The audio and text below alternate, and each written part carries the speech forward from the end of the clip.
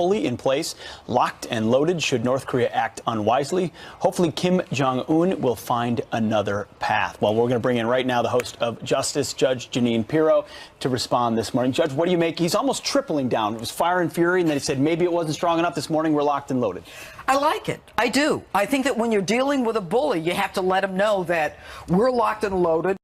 We're the strongest military power in the world. We're ready to go, you lunatic. But what I also liked is that the president also talked about what he would like, and that is de-nuking the world. China, Pakistan, I think North Korea. Yeah, short of yeah, right. And Iran. And I think that kind of counterbalances a bit. But at the same time, you've got to be tough with this. Now, China entering the fray is like there's a new thing going on now where China says if either of you goes first, I'm going to go after the one who goes first. So I think in the end, China, as much as we think they're not helping us, may have helped us in all of this. Right. I think he said, apparently China said if North Korea goes first, we're going to be neutral. Okay, if North Korea goes first, they'll be neutral. But they indicated that they don't want any problems on the Korean Peninsula. And that is certainly in their interest. But I think that if North Korea goes first, it'll be wiped out by us. I'm curious to find out what people on the streets think, because I love when you go on the streets and you ask the people questions. Did you ask them about this? You know, it was amazing. People were saying, I don't think he's going to do it. I don't think it's a real threat. I think that, he's just crazy. And I said, well, what do we do? Wait for him to strike first and suffer the loss? I mean, we should have the ability to be able to go after him first and block him. And we have the ability to bring a clip. Yeah, we've got it. Take a look. Are you worried about nuclear war? Not necessarily. I trust the president. I trust what he's doing. I trust who he's put in positions, generals, stuff like that, so not necessarily. You gotta hit back, even though war isn't always great, but we can't stand for, dictatorships and stuff like that. You can't have war. You gotta go with the peace. You gotta go diplomatic. You gotta do something. We gotta do as much as we can before we do anything with war. I think it's quite frankly irresponsible to contribute to this kind of rhetoric, Jeanine. I do. Good. Well, I'm glad you know more than the military does. I'm glad that you're aggrandizing the situation. No, I'm not. I think you most certainly are. Look, aggrandizing?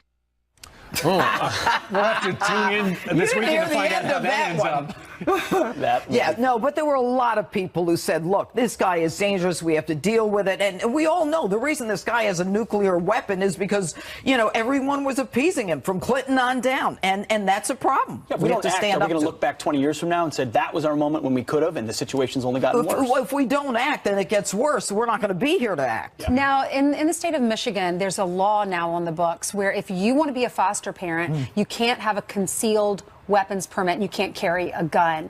Is the state allowed to tell them that? Because the Constitution protects individuals and allows them to do this. Let me tell you something. This condition is going down as quickly as, the rain when it falls. You cannot say to a foster parent, you do not have the right to have a concealed weapon. We're going to deny you your Second Amendment right because you want to be a foster parent. And think about how insane this is. It was the state that asked these grandparents to be foster parents. It was the state that asked that situation. You cannot take someone's Second Amendment rights from them. It's almost like saying, you know what, we can take your First Amendment rights from you if you have a foster child who's a snowflake and it might offend him. The Second Amendment is no less significant than the First Amendment. We don't take that away, and we can't take this away. It's discrimination. When you talk about the grandparents, we interviewed some grandparents earlier on the show, and the state asked them to take their grandson. They did, and the guy is an ex-Marine. He was injured, so he feels safer with his gun. Listen to what he said.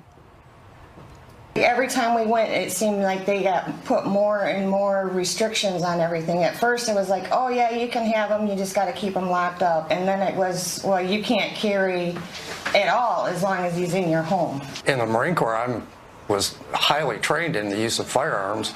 So my grandson's safer with me being armed than not armed. I believe that every child should have a safe and loving home to which they can grow up in. In the same thought, I don't think that we should have to give up our own personal liberties, rights, and freedoms.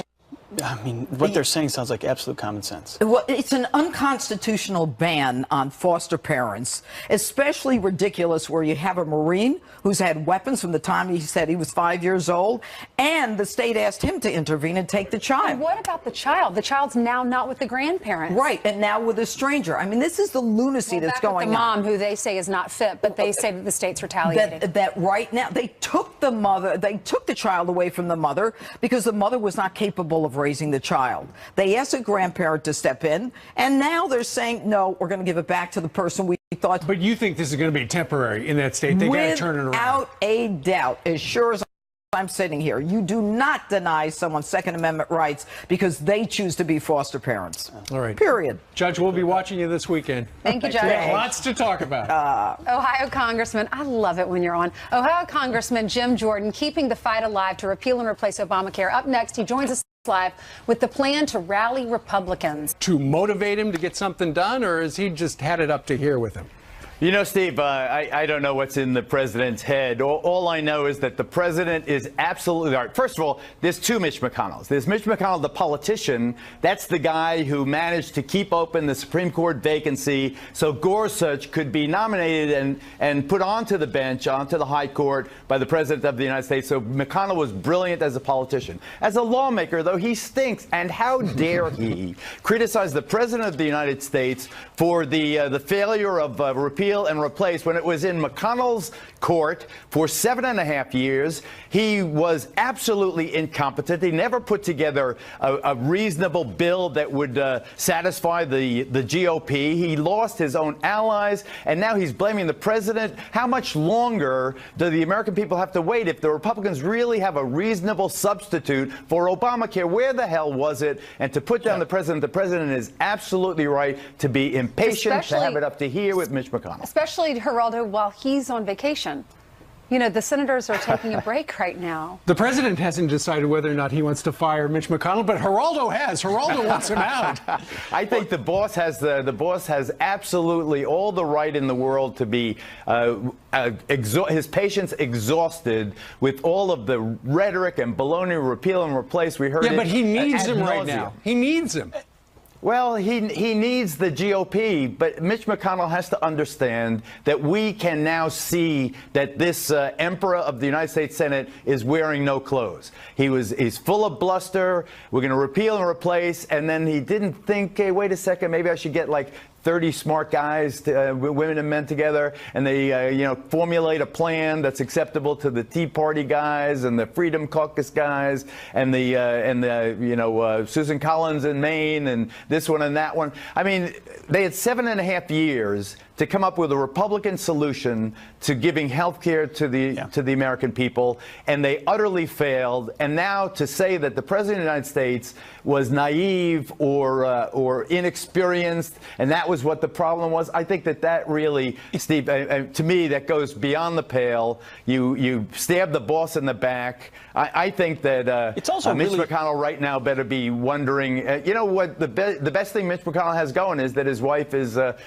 very effective member of the president's cabinet. It's also very tone deaf because you talk to any grassroots conservative across America today. They don't blame President Trump for that. They blame Mitch McConnell. Does he not understand that will hurt him in the midterms as well?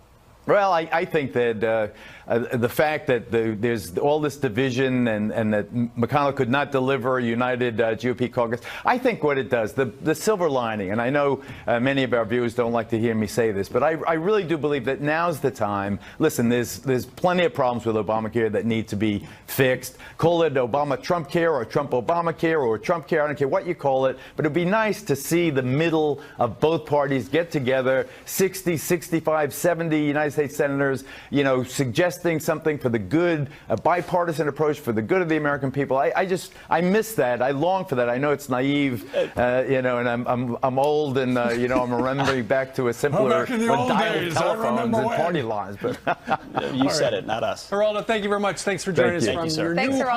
Fear and fury. President Trump doubling down on his warning to North Korea. He does something in Guam, it will be an event the likes of which nobody's seen before. It's not a dare, it's a statement. Clearly, The president is totally fed up. I'm very, very glad to see the president and Secretary Mattis standing up strongly to these threats, and we are prepared.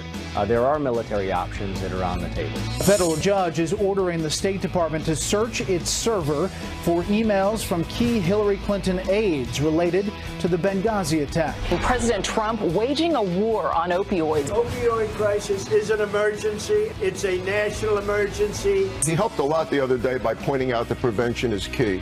Because if we don't get this before it happens, getting addicts off of it is hugely difficult. President Trump calling out the Senate Majority Leader Mitch McConnell. I just want him to get repeal and replace done.